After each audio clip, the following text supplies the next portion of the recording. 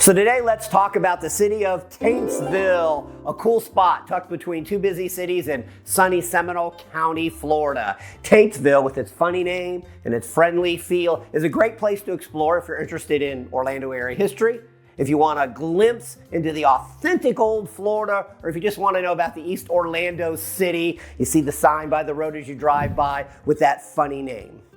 I am Oviedo Realtor Sacoto with ReMax Town & Country, the #1 real estate company in East Orlando.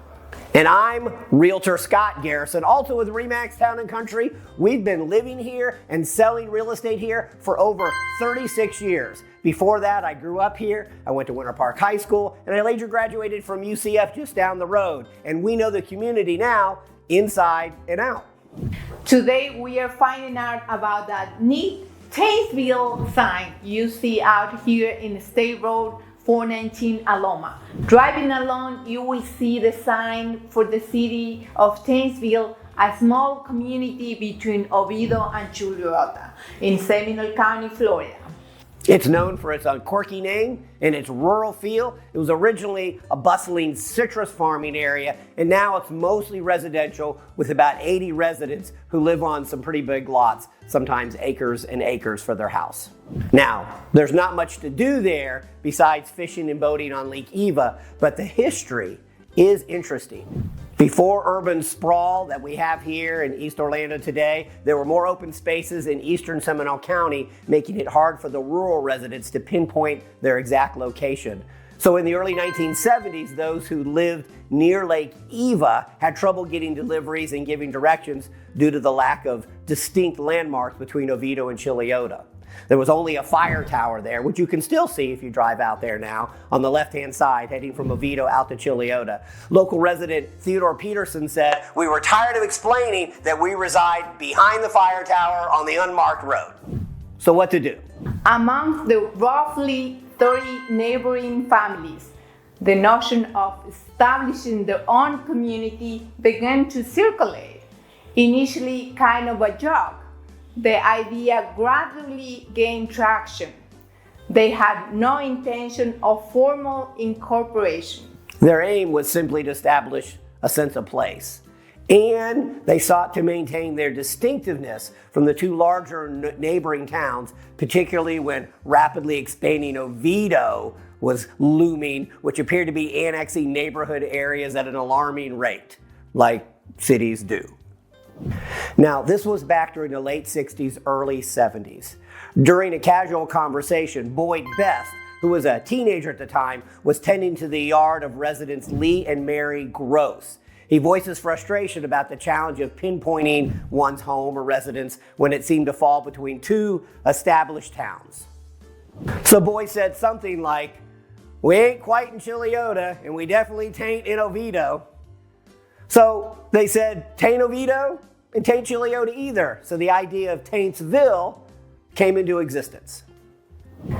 The news of this nickname of TAINTSVILLE spread quickly, finding favor among the locals who liked the name and the idea. Together, the Gross and the Corcoran families pooled resources to procure 2 highway signs from the Texas-based company, each costing $50. Additional, Ted Peterson contributed some concrete. So they buy 2 signs by mail, they get some concrete, and one night under the cloak of darkness on a Sunday night, a group of the town founders set out with stealthy precision. They installed the markers, positioning them 1 mile apart on either side of the unofficial village boundaries. So now it's the following Monday, and a survey crew returned to the area where they had been working.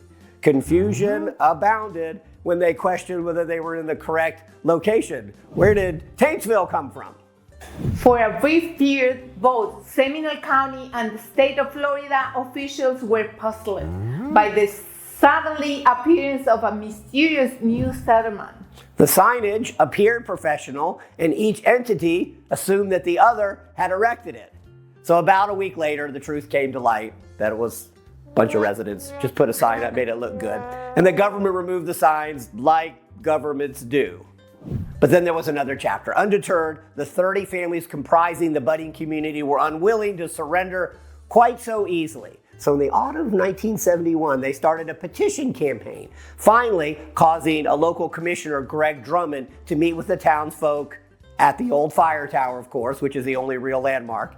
And he agreed to include their request to be a separate city on the agenda for the next county commissioners meeting.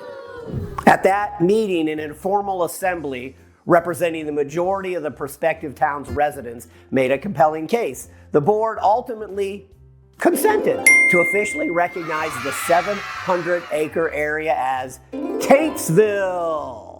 Today, the village stands as a rural enclave amidst surrounding suburbs as far as the eye can see. The sprawling homesteads spanning multiple acres starkly contrast with the meticulously planned and small lotted neighborhoods encroaching on three sides. While the city limits of Oviedo now border the edges, annexation and extensive development have largely been staved off in TAINTSVILLE for now. Can TAINTSVILLE weather the ongoing urbanization onslaught? Or will the locals continue to embrace its name despite the contemporary appropriation of its root word? Don't Google it. We'll see. Isn't TAINTSVILLE history fascinating, quirky, and resilient? These are the stories I heard growing up in Oviedo, Winter Park, and Orlando here. If you want to move to Central Florida or to the cities of Oviedo and Chuluota, why not call Realtors Scott Garrison and Diana Sacoto, the experienced realtors you already know. We live here, we have our rental properties here, and we know the community. Most of all, we have been full-time realtors day in and day out, every day, for over 36 years of experience selling properties right here around TAINTSVILLE. We might be the obvious choice.